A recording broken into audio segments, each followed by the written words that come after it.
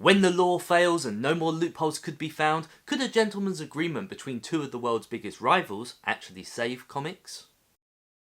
Hi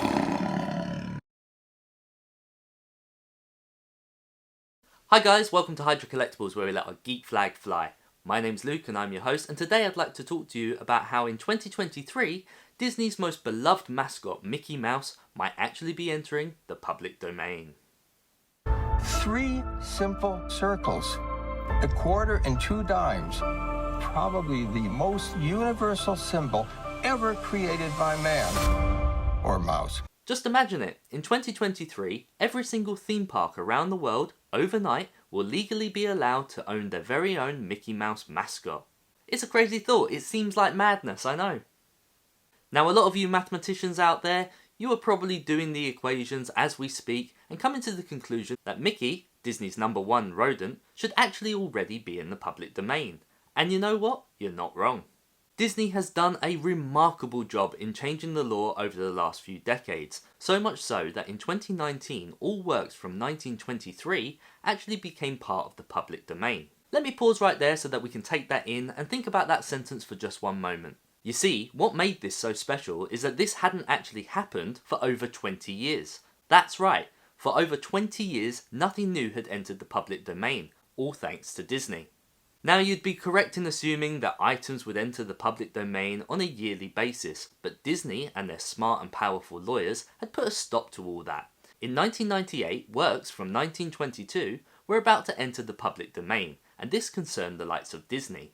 Disney of course feared that they would soon lose control over some of their most beloved and profitable characters, most notably Mickey Mouse, and decided to take action. They decided to lean upon the Sonny Bono Copyright Term Extension Act, and had the law changed in their favour. In court, they successfully changed the Copyright Act of 1976 to be the life of the author plus 75 years. This was previously 56 years, therefore giving themselves around 20 years to play with, short term, and hopefully come up with a new rescue plan. Works of a corporate authorship were also amended in their favour, and would from then be extended to 120 years, with works before 1978 being 95 years from first publication. This of course not only protected their beloved Mickey, but also every other IP that they had created since. But of course now Disney are running out of time. Fast forward and we are now drawing scarily close to the end of the 20-year window that Disney was able to create. The window that ends with Mickey now supposedly entering the public domain in 2023.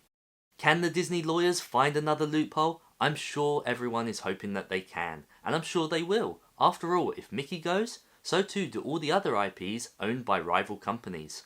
Everybody loses.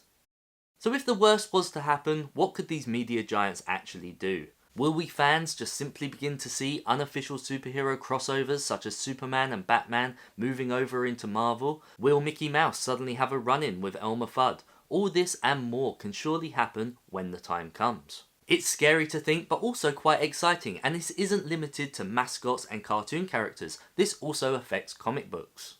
Superman, Batman and Wonder Woman made their first published appearances in 1938, 1939 and 1941.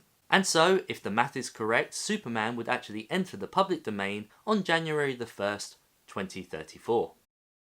But what if both parties, Marvel and DC, could come to some form of new legal agreement, and decided not to use, and in turn ruin, each other's beloved characters? Now granted, this wouldn't stop smaller companies within the industry from doing as they please with the now free to use IPs, but at least it will set up a new process for protecting characters across big name household brands in the future.